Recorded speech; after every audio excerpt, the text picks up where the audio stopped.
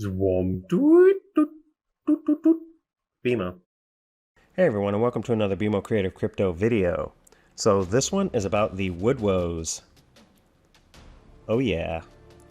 So usually people think of Bigfoot or Sasquatch as a 20th century phenomena because most people that are around today, living in the 20th century, right?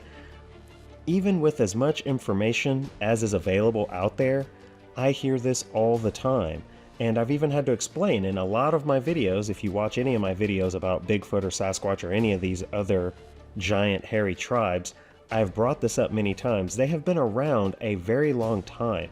They've been around basically as long as people have been around because they are people. While it's true that interest in these legendary creatures was stoked by images captured through modern means, right, like photography and film, the stories surrounding them actually go back centuries, literally centuries, from the lakes of America to the heights of the Himalayas, from Australia to China. Native people all over the world in these countries have long attested to the presence of these elusive beings. Although almost never discussed today, a creature with striking similarities to Bigfoot was believed to exist an even longer time ago in medieval Europe called Woodwose, or Anglo-Saxon Woodwasa, meaning woodman. This wild man of the forest was a familiar figure in the literature and visual arts of the Middle Ages.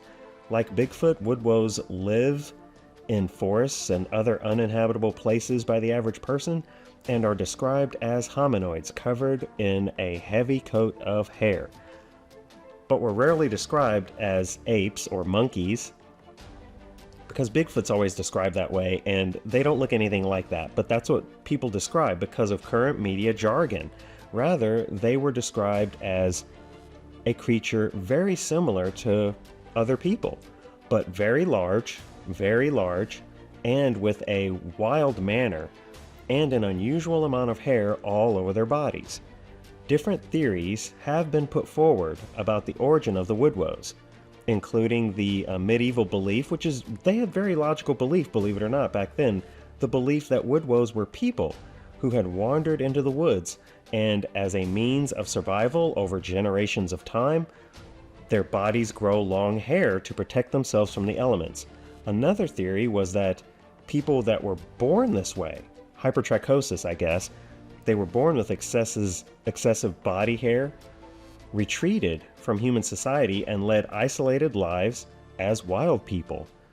In opposition to these ideas, some modern researchers over in Europe have proposed that Woodwose sightings were actually sightings of Neanderthals, which lived in medieval Europe. So they openly say these were possibly Neanderthals, but yet still insist that Bigfoot is either a Gigantopithecus, some sort of ape, or completely fake. So it's weird to me how modern media and science, quote unquote science, plays with information. I mean, isn't it? So, while it is unclear exactly how the image of the Woodwose arose and became popular, once it entered the public's imagination, just like in the US with Native American tribes, they started sculpting what they saw. They started sculpting Sasquatch. Woodwose became common, a common motif in European architecture, and they're found all over Europe. The visual arts and literature, Woodwose were often featured in the decorations of medieval churches, most particularly in ceiling bosses, which is pieces of sculpture placed at the intersections of overlapping roof vaults.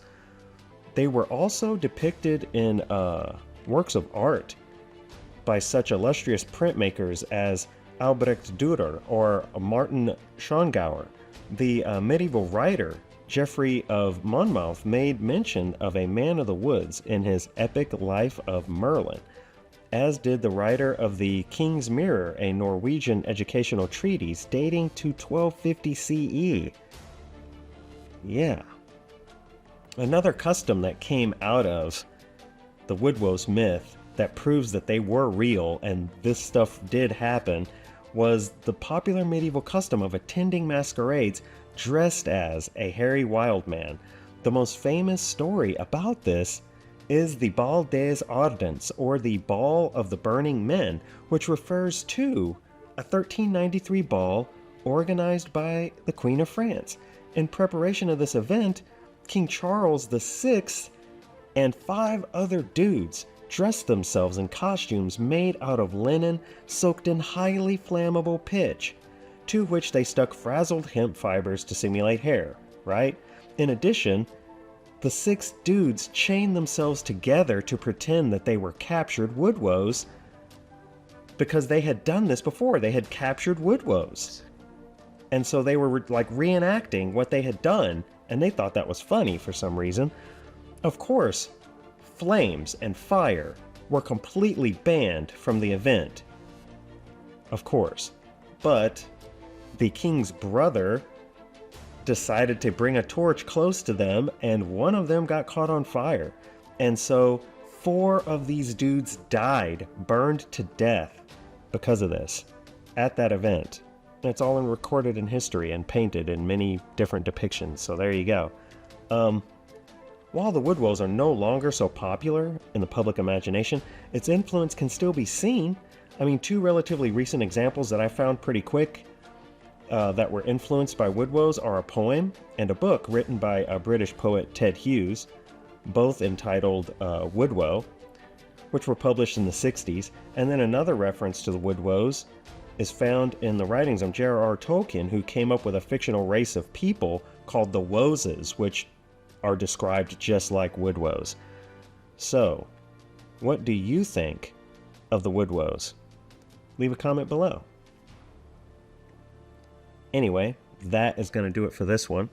Please leave a like and subscribe to BMO Creative for more crypto videos. Thanks so much. Bye.